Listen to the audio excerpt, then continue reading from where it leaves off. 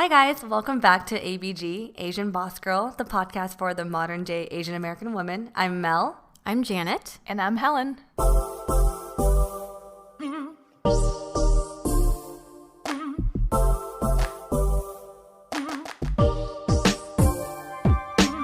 So this is our first recording since we actually released our podcast back in September. So we haven't actually been able to address any of the comments in our podcast, as you may have noticed. But honestly, we've been so excited and happy to read all of them, all the emails, all the comments, Facebook, whatnot. It's just so crazy because I feel like we did record those episodes a long time ago. To see the reactions now, it's like, oh my gosh, like that's pretty exciting, right? Yeah, we really appreciate all the comments and the emails that you guys are writing. Please keep them coming.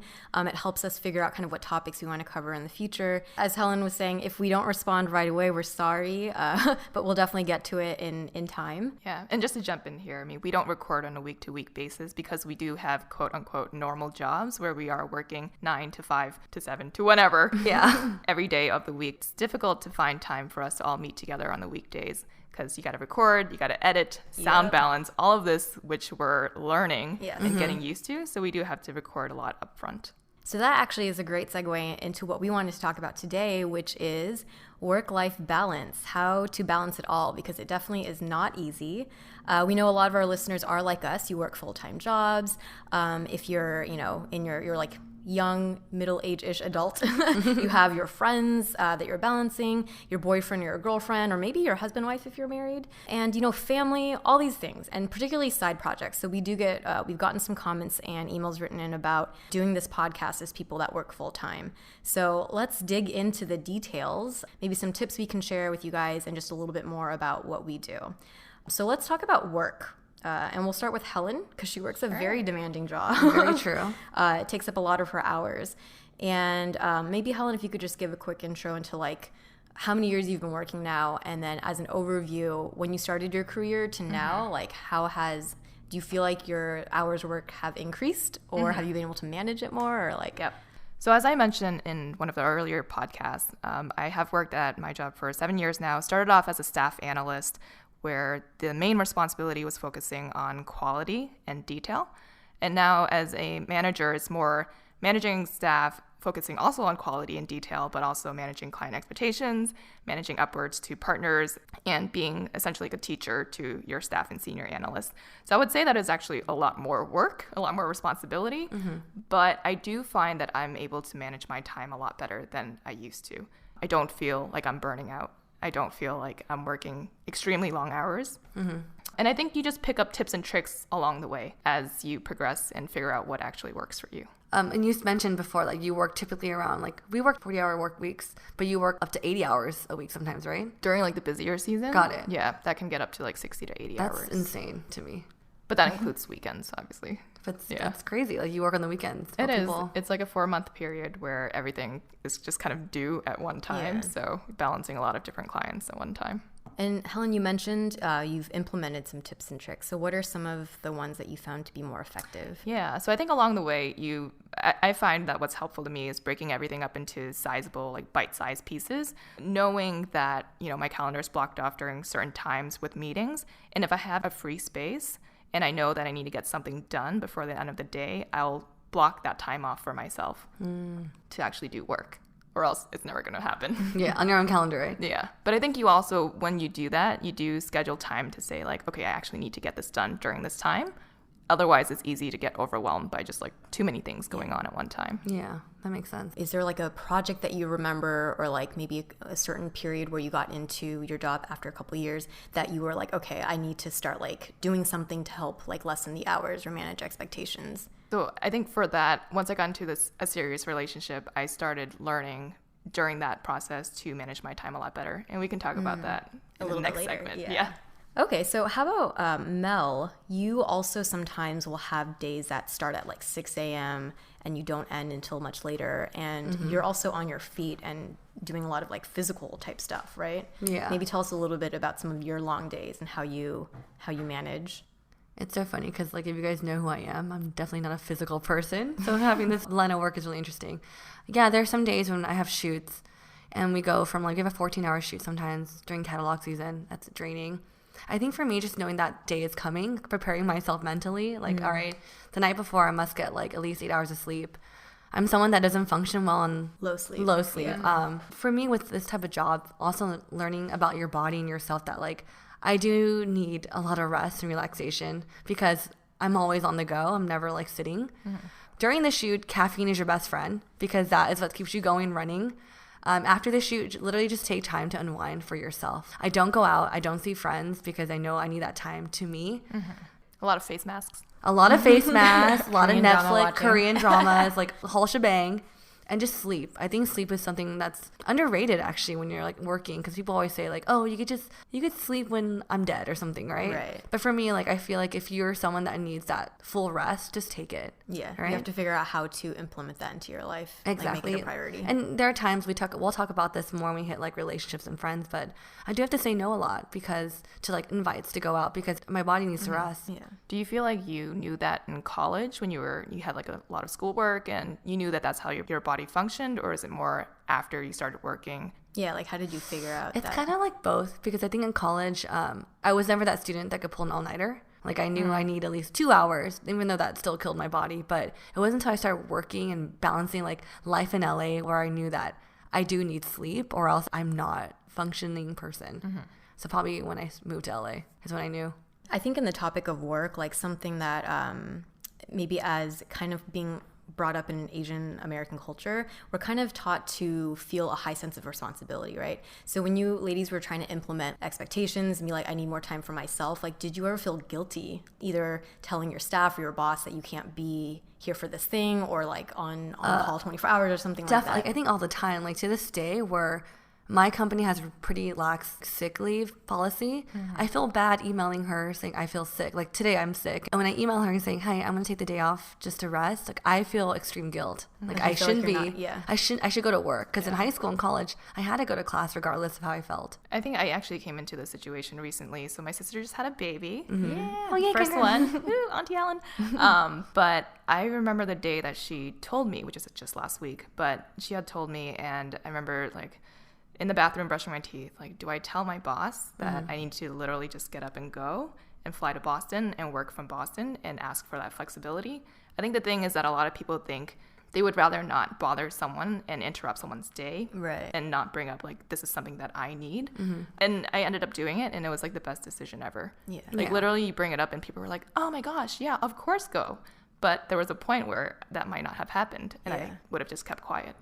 I feel like through the progression of my career, I've seen that in order for people to successfully balance work and life, like you do have to push back like You that. have to ask. Yeah, you have to ask. And then also people will start to respect you more for that. And they'll know so that when you have follow-up asks, they'll be implemented. And it's like for the best of the company because it doesn't benefit them for you to burn out or for you to miss like the birth of Right. your nephew. And then you're Exactly. going to be like angry. And Right? You're like angry Yeah. at the company. yeah. Wait, so Janet, we talked about like, me and Helen talked about our work-life balance within work. How about you? So I used to work jobs that had high hours as well, like 80 to sometimes 100 during busy season. I'm sure as a staff you had when you're like the staff level, you spend a lot more time. Oh my gosh. But I made the active decision when I was like kind of doing some reassessment and like moving around to different careers. One of the biggest things that I wanted was a career that would allow me to work like maximum 40 hours a week. I changed my job based on that. And then specifically also at my company, my boss and my boss's bosses and everything, they make it a priority to be with their families. So I feel like that helps me. Like I don't ever have to offer an explanation. For those of you out there who are trying to balance your work and maybe you're finding that you can't quite do that with your current job, you can also look for either a different company or a different function that would be more open or prioritizes that. Yeah, I totally agree with that. I think when I was a staff, my partner back in Boston was a woman. She has 3 kids. She's actually like a triathlete, Ironman. Oh my gosh. Person. She So did a much lot. energy. And she would come into our bullpen just to announce, like, it's 4 p.m. I'm leaving to go to my kid's soccer game. Yeah. And I saw that as something that was amazing. I was like, oh, wow, like that could be me in the Yeah. future. Yeah. And I like that someone's actually coming in to tell us that. Yeah. So I try to do that nowadays where I'm like, it's 7 p.m. I'm going to volleyball. Yeah. Peace.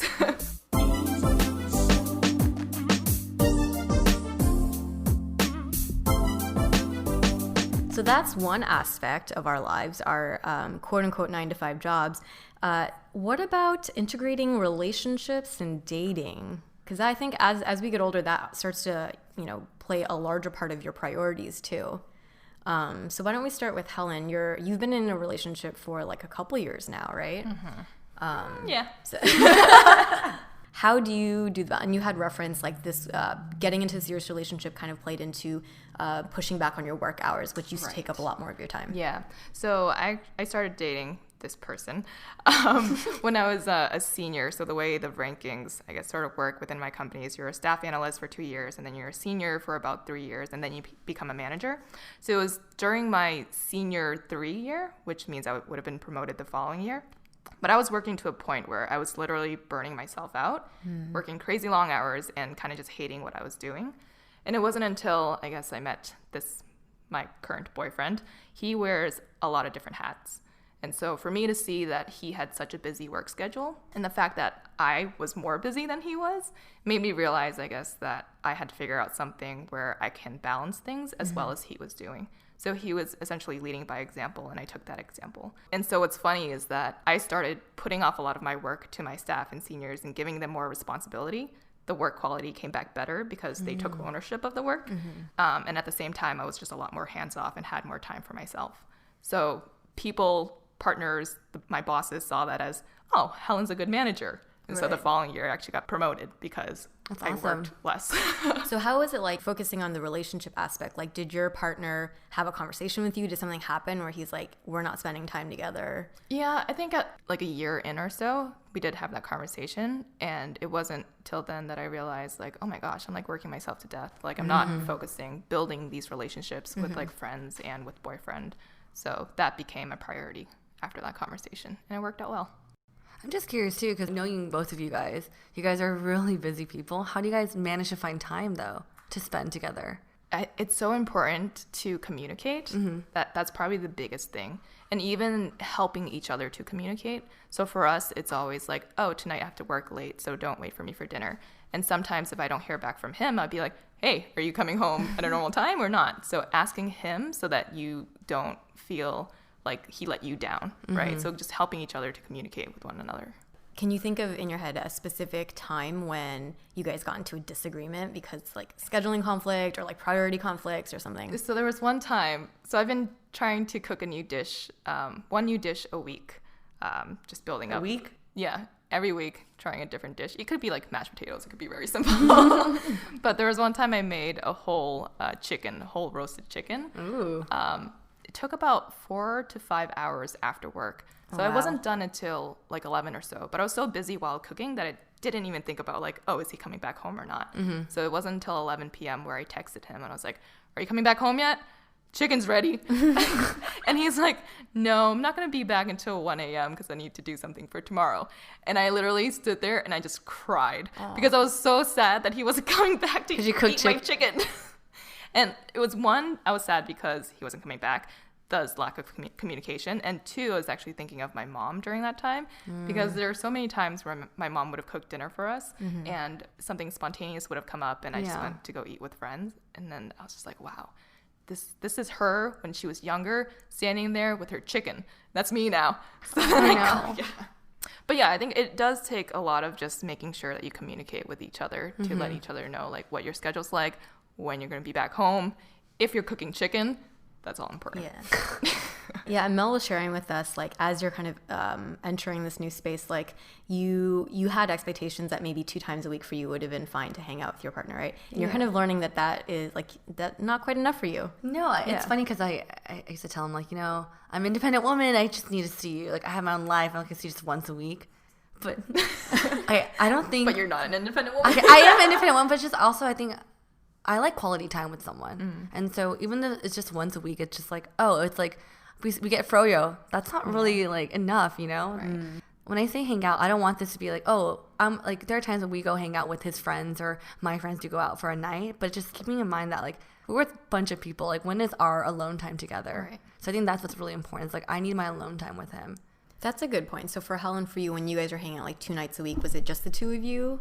It was, and we would probably like work out together and grab dinner, and then like that was pretty much it because it's only like after work. I mean, on the weekends we hung out too, so it was probably like more like 3 to 4 nights. It did seem okay because I think during that time, like I mentioned, I was still like burning myself out and just working so much that I didn't think too much about my relationship. Gotcha. So you weren't really actively like missing him because you were focused on other things sometimes. Right. And then so Helen's telling us that it's almost like sometimes you just do the things that you needed to do in your own life together with this person. So for Mel, would that be okay with you if like you guys just kind of, you both had, I don't know, like to do laundry and that was how you hung out? Yeah. Or are you like, no, we need to go out to like dinner and like. No, we actually both realized we like doing the mundane things together, and that's what we don't get to do a lot because we're always out with friends. One thing I learned from Helen actually is that our best date that I would have to say to this day is that me and him went to a coffee shop and just did our own work, but we were just by ourselves, being there for each other, motivating each other to do like good work, and then just going home, chilling and watching a movie and go to sleep. That was like the best thing ever. It's efficient too. Yeah, it is. Because you're like killing 2 birds with 1 stone. Exactly. So that's a great tip for our listeners. If you're struggling to kind of make time for yourself and your relationship and your work, think about things that you guys both have to do together and just do it together. Yeah, And like you get to. I think it would be tough if you were dating someone that had like a much crazier schedule than you, and then you had a much more lax schedule. Yeah. So like you're home cooking chicken, and then they don't come home. Right. Like, there could be a lot of tension there, so that might be difficult. But Janet, what about you? How are you dealing with your dating My apps? non-relationship. So yeah, I guess my perspective is a little bit different because I haven't been in a relationship in a while. So I'm used to kind of doing everything on my own. But as someone who is, I'm not actively dating right now, but I would consider myself in that category. And I have a lot of girlfriends similar to me and, like are really focused on maybe career and their friends and their family. And if you are serious about dating, that actually takes a lot of time too. It takes time to commit to figuring like whether that's scheduling dates or like getting back to people on messaging. I feel like one of the hardest things in modern day dating is people will just drop the ball. Someone will like message you, you message them back, and it was going in a really good direction, but then, like someone got busy and just like didn't answer. Is that ghosting? I feel like ghosting is a little bit more intentional, right? I do actually think that there have been guys I've dated where either myself or him, like I knew that we both were interested, but literally the job took priority or like our friends took priority, right? Okay. And so it's like knowing like if you're serious about dating, like you have to actively put that into your schedule to like answer them back. And then not to mention even like physically going on dates, we all know how we are at the end of the day, right? You're tired, yeah. And it's one thing to see your boyfriend or your girlfriend who you're comfortable around. You can just like be in PJs. That's true. But if you have to go on a first date and you're like, I just worked 8 hours. I am so tired. I don't want to have to sit here and then figure out how to engage you and then like introduce myself. I'm so tired of explaining to people, this is my job. I'm from LA. I do this, That sounds terrible. So I don't personally do a very good job of it right now, but I think part of that was because I was trying to date for a while where I would schedule dates in the evenings after work, and I was just like, I'm so tired. So is it more on the weekends now that you're scheduling these dates? Right now, never, but so if you're a listener and you're interested in Janet, please email us. If you're a 40-year-old man, just kidding. Actually, no, I have found that, like the more successful dates are, it's not just an hour or two in the evenings where you just grab a drink. It's like, let's go on a hike. And that's a good 3 to 4 hour commitment on the weekend. That sounds like date number 2 or 3 at least. That's right? not date 1. I guess, okay, that's true. I guess you have to, it's hard to avoid. Or then you do a coffee meeting. And coffee then is usually a daytime thing. So you do like a weekend, like let's just grab coffee. Versus it's weird to be like, let's grab coffee after work, right? Like That's no true. one does that. So, Jen, in terms of balancing, so you're saying that you're not balancing dating. So I'm what not are you, right now. What are you focusing on instead? If you were to allocate your time. Like if I wanted to date, or what do you mean? No, instead as in of like dating? right now, since you have like 0% allocated to dating. Well, mostly I'm focusing on our podcast. That's great. So Janet's dating her podcast, which we really appreciate. Well, no, in terms of like what am I doing after work when I come home? That, or I spend more time talking to my friends online. I don't know. I sound like such a loser. No. But I think it's good because I feel like in a romantic way, maybe it'll just come when you least expect it, right? That's what everyone says. Figure it out, dude who's supposed to be my person.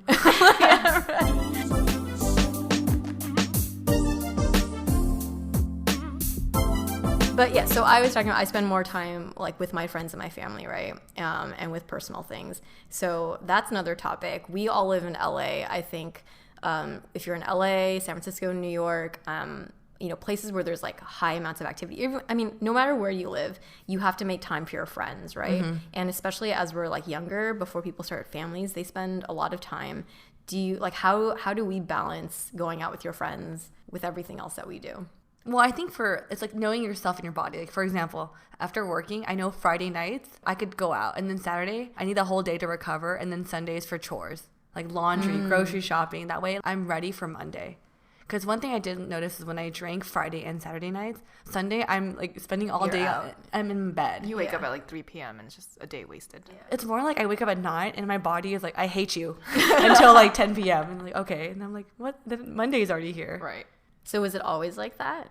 It started when I started working 9 to 5. Then I'm like, okay, I can only go out once a weekend because I can't do 2. Grandma status. I'm totally like, I'm extreme aged. like grandma status. I would prefer not even to go on Friday nights and not on Saturdays. I want to just stay in. But I don't know. But I think a big thing now when you get older, people plan events so way in advance. You can put in your calendar. Right. Versus like when you're in college, like, oh, hey, let's go out drinking tonight. You're like, what? Like, you didn't tell me 2 weeks in advance. I can't do it. But I think it's important to know your body and know what you can handle. Exactly. So that if, like, for example, Mel, sometimes I'm just like, Mel, it's 7 p.m. on Friday. Let's go out. And you're just like, no, I need to stay in. Yeah. And that's completely okay Yeah. to say no to a friend that, I need to do this for myself. That's completely okay. I'll keep pushing, but... Oh my God, Helen pushes me so much. That Asian guilt comes flooding in so much. Only because I want to hang out with you. Yeah. Helen said it right. Like, if you know your body can't handle it, just say no. Yeah. You're doing your body the best thing. That way you know you're in full control or full Mel next weekend for Helen. So what about for Helen? Like, how do you manage your friends with your work and your boyfriend? I guess I'm unique-ish in that I don't need a lot of sleep. Oh my God. Wait, actually, I have a story. Helen could be fully rested after a 10-minute nap. I'm not even kidding. Yes, I'm not kidding either. It's crazy to me. I'm just like, this girl's insane. I don't know. I used to stay up, I think ever since I was in middle school. I don't think this is good parenting, but I used to stay up really, really late because I was like a little perfectionist with my work. Like even my periods, if they were like off in like a sentence and my period was off, I would erase it and redo it again.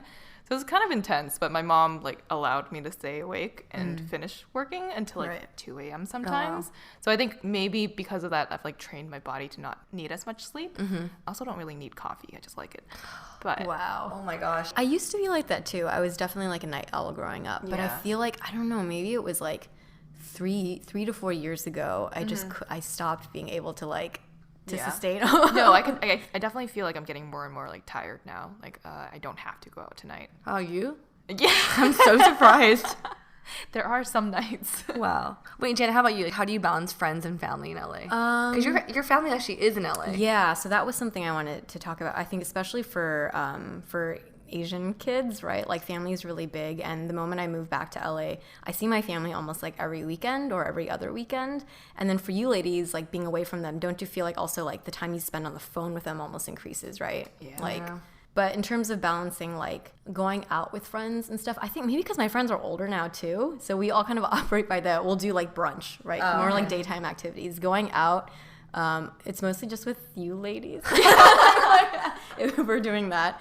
But yeah, then I melt to your point. Like I know I'll be out like the full day after. So it's like I pick one night to go out. And then I think all of us want to hang out with friends and build those relationships and do all of that, but it does take time, and it's really based on our own time. yes. Yeah. But in terms of family, like Janet, since your family lives in OC, do you feel like you have to see them like every 2 weeks and drive down, or like they're okay with you not? My parents will always say they're okay with me not, but I feel like if I stopped, there would be a little bit of a, what happened? Why aren't you here? So do you go every other weekend then? And maybe, and I think a lot of it is also not necessarily pressure they put on me, but it's because I prioritize them. Like that's important to me. Like when I go, that also makes, it's not like I'm there just for them. I'm there for me too. So it's definitely become a higher priority for me as I'm getting older. Got it. And then my sister's down there too. So like making sure that I see her frequently. And I have a lot of cousins and aunts and uncles in LA. And as I've been back here now for like almost 4 years, getting into a regular cadence of seeing them too. So, I mean, but that is it's a lot. It's like 3 or 4 different parties of people that I'm trying to get in one I'm day. Like, yeah. Dang. All right, so Helen, I know your family lives in Boston. I see your phone ring. I see Mama Boo calling. Is that how you maintain your relationship with your family back at home? Yeah, definitely. We have a text message group with me, my mom, my dad and my sister. Nice. So we send each other different little updates. And my mom sends like news updates about like, make sure you lock your car. I don't know, stupid things. Oh, that too. My mom just sends me pictures of what she's eating every day. Really? Yeah, we're such a foodie family. Actually, most recently she sent me like, if someone throws eggs on your windshield, don't wipe the windshield. Like, don't click What it do you down do to with wipe it? it because it's gonna smear and someone's gonna Make it try and worse. attack you or come into your car. Oh, What? Or don't like spray Yeah. water on it because it's That's just gonna that's a smear. very Chinese mom thing. My mom sends me articles like that too, of things that happen and be careful, don't do this. Yeah. Or- Yeah, I don't get that. Okay, well, now you know. Maybe I should forward We'll it just to you. forward it to you. Dang. Well, okay, my question for Helen is because I think now I also like live my parents in the Bay. Right. Do you feel guilt? Because I guess a different sense of guilt from Janet if you don't go to LA or go see your family Right. overseas. With the work building up, I can't really check my phone all the time. My phone gets blown up sometimes with my mom. And I can't respond fast enough, but then it's just like, she's also not asking me really like dire text message. I need to respond right away. So I don't know how to balance like, do I respond to you like right away or do I not? Yeah. Yeah. And Mel's brother recently moved out for college too, and he's down here in LA. He's in right? LA now. But that means then your mom is up there, and she's probably like having empty know. nest syndrome, and she's reaching out to you. So I can see what you mean by you feel a little bit of guilty. Like, is she like she maybe needs to hear from you pretty frequently? It's so weird because like I think since the fact that my brother was back at home, she got to talk to him a lot. But ever since he moved, the amount of text that's been coming to me has like tripled or doubled. I'm just like, whoa, where is this coming from? And it's like I feel bad because I feel like I'm not being a good daughter, not responding fast enough. But at the same time, like I'm realizing like that transition from her texting me, like I've been here in LA by myself for almost like 3-4 years. Yeah. So it's been like 4 years of having a good consistency of communication with my mom. Now it's like, whoa, where's all these messages coming from all of a sudden? You know? Right. Yeah. I mean, I think it's difficult when they're further away. Every time I go back, I just feel like so much like sadness every time I leave. Now no, we same always here. cry. We always really? cry. Yeah. Yeah. Actually, I just came back yesterday from Boston. Did you so cry? We did. My sister cried a lot. But it gets harder and harder every time. But the thing is, I think it's so helpful now that with technology, that you can just FaceTime like on the go and send them messages to stay connected or feel connected, even though I'm not seeing them. But yeah, it's tough. It's tough to like allocate time to family stuff because it feels like everything else is like immediate priority when it comes to work or even like podcasting or whatever. Like we have schedules, we need to meet deadlines, but with family, it's just like you just do it on your own time. Yeah, you have to really champion that because no one else is like on your And back. like sometimes, like even though I feel myself feeling like, oh, I gotta respond to her, oh my god, but I realize ultimately your family has your back in the long run, and like they're the ones that are gonna be there for you regardless of anything. I do try to implement more like calling her when I'm driving to work. Right. Like that helps me maintain my relationship with her.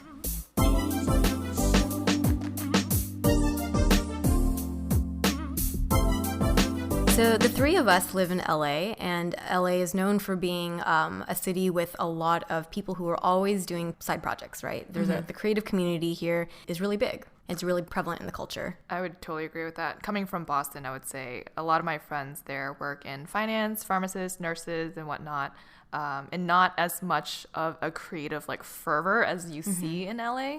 And that's also driven me to want to figure out what I want to do like creatively, passionately, and whatnot. So this podcast was definitely a first step towards that. And when I was in Boston, I was talking to my brother-in-law, and he was saying that he doesn't know what he wants to do as like a side project. He doesn't even know where to start. And I think the advice that I gave him, not saying that I know exactly what you're supposed to do, but even like starting with an Instagram or curating your own page and taking time to think about captions and whatnot and what you want to post and share. That's actually, for me, was like a first step into diving into something creative. And then the podcast came after. Yeah, I think that's great advice. It's just start doing something because the way you'll figure out what are things that you'll want to do is just by doing them. You won't really know by just thinking hypothetically, right? Right. So trying, and then if a thing that I have found to be really helpful is we have the three of us and our team of supporters and producers. Having a team of people to keep you accountable is really helpful. Yeah. So maybe if you have like friends that you play sports with or some other interests that you guys share and also want to create something. Yeah, even though we have like such a supportive group with this podcast, our team is amazing. Running a podcast is so much work that we're probably going to talk about our process and like the ups and downs of this podcast journey in a future episode. So stay tuned for that episode. You might think that we just have mics and we're just talking. We are, but there's a lot behind it. We thought that was what it was going to be like initially too. So But let's wrap it up by focusing on a really important topic that I think gets lost in the shuffle a lot, self-care, right? So in the world of your work and people demanding things from you and your partner and friends and family, how do you take care of yourself so that you don't burn out? Yeah. I know for you too, Janet and Helen, they both work out a lot because I don't work out at all. How would you guys say like implementing like workouts to like your daily routine has helped you like manage stress and anxiety with work? Oh my gosh, yeah. I think just running Yes. for like 20 minutes, you come back and you feel totally refreshed. Yeah. Despite like how stressed out you were before Yeah. the run. But do you guys Kinda crazy. both like enjoy running? Yeah, I used to hate running. Me Oh, too. really? I hated Yeah. it too. Yeah. I actually did track in high school and had a very traumatic story about track. Anyway, I can Mine's save that for another traumatic too, time. but it's more just that I was slow. Oh no, I was slow. I ended up walking during a run, and people clapped for me, and it was like the worst feeling ever. Oh my God. I Like always, a pity clap. because when you guys talk about running, I'm like ill because I'm sorry, I've never been a runner. Yeah. But was there a moment with work that just a moment in life that things got so stressful? You're like, I'm just going to run. Yeah, I think you just start running at your own pace. You can't set like a pace for yourself because if you don't meet it, then you're gonna be like, oh, running sucks. I can't run this fast, or as fast as I want to. But I think once you start, it's more for me also like scenic and people watching. I like to explore while I run, and also just like watch things. So running in a sense for Helen kind of just like a mode of escape. Right. Yeah. It totally is. Yeah. So I feel like I use it as a mode of escape too, but to your question, Mel, about like what started or what prompted it, I remember when I was working my first job and when it got to those like 80 hours some weeks, running was the thing that I could do by myself and I could do it at the gym that was open 24/7. So sometimes I'd go for runs at like 2 a.m. in the morning. Oh, wow. It was I've done that just, before. it became an activity that was the most accessible. You don't need equipment. It's just you and your legs, you know? That's true. And then, yeah, and doing that and building it up over time, it's become, for me, it's like time that you have to yourself. I'll catch up on like podcasts. I'll listen to like music or things like that. But for Mel, you're not much into maybe like the exercising, but you've recently mentioned you got into like meditation. Yeah, so lately, I'm pretty prone to anxiety. I don't think a lot of people know about that. So when I get extremely anxious, my friend recommended Headspace, which is such a great app. It's just like these set meditation routines for you. And so I do Headspace almost every morning. And there's like different types of meditation routines. There's like anxiety, there's health. I've been doing anxiety and basic routines every morning before I go to work. They're like For how long? just 10 minutes. And if you don't have much time, there's different routines that are only 2 minute long or 1 minute long. So that's been helping me a lot. But actually, my anxiety has been getting to a point where it's so bad that I signed up for the gym because I needed to exert more energy or just like get my heart pumping again. So I was talking to Helen and Janet about this, and they're like such good supporters of this gym that I don't ever go to in the past. But yeah, I think I reached a point in my life where I'm starting to work out, not because I want like to look fit or whatever, but it's just I want a healthier lifestyle. Yeah. Right. Getting You know? endorphin lifts, like the science behind Oh, yeah. it improving your mood is super legit. So. And you get a good booty out of that. I already have a good booty. Oh, girl. I need one. Sporting that pancake butt. You're fine. I don't think there's an exact solution. Everyone works differently. I mean, some people wake up at 5 a.m. and they do yoga and then they go to work, shower and then go to work. It's like, no, that's for us, not us. Yeah. And so, people work differently. They find their balance differently. We would love to hear from you guys if there's any other tips or tricks that you want to, give to us as we're trying to figure out how to balance everything with life. Yeah. You can write us at asianbossgirl@gmail.com. Visit our website, asianbossgirl.com. We're also on Twitter, Facebook, and Instagram. And also hit us up on iTunes. Click that subscribe button. We'll just kind of magically appear on your feed. Make it easy for you. Ta-da! And please leave us a review on iTunes. I think that makes a difference. As we're learning in this new podcast We are world. just learning. Yeah. Yep. Yeah, we're actually going to dedicate the next episode to answering all your questions and your reviews. We want this to be a dialogue because we know we're not the only Asian Boss Girl voices out there. We want this to be a community where other ABG voices can be heard. And ABBs. Yes. Bros. And a lot of you guys have left us comments. We've gotten them from guys, and we appreciate that. It's nice to have alternative perspectives. And yeah, last week this guy messaged us about getting a manzilla, which I believe is a Brazilian for men. Yeah, in response to listening to our Wax On, Wax Off episode, thank you for sharing, Mr. Manzilla. We learned a lot. So. I really hope your balls feel okay. His red balls. Oh, God. Blue balls, red balls. One of the balls. I don't know. I hope he still has balls, but Okay, we'll talk about his balls in our next episode. Thank you so much for listening. That sounds terrible. We'll see you guys next week. Bye. bye.